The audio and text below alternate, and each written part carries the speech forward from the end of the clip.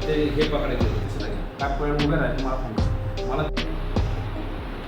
यातील फिर्यादी ह्या घरातून त्यांच्या आजीबरोबर भांडणं करून बाहेर पडल्या होत्या आणि बाहेर पडल्यानंतर त्यांची एक मैत्रीण होती नाजरा म्हणून, तर तिच्याकडे त्या बदलापूर या ठिकाणी आल्या.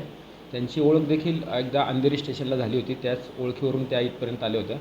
आल्यानंतर ही जी नायरा आहे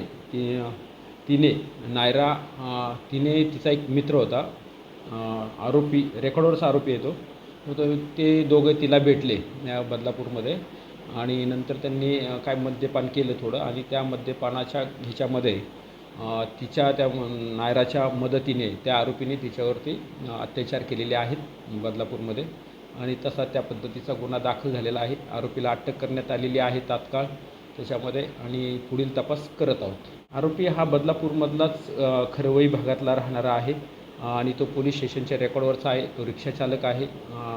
तो शिपणी रिक्षा चालवतो आणि रेकॉर्डवरचा जुना आरोपी आहे पोलीस स्टेशनमधला.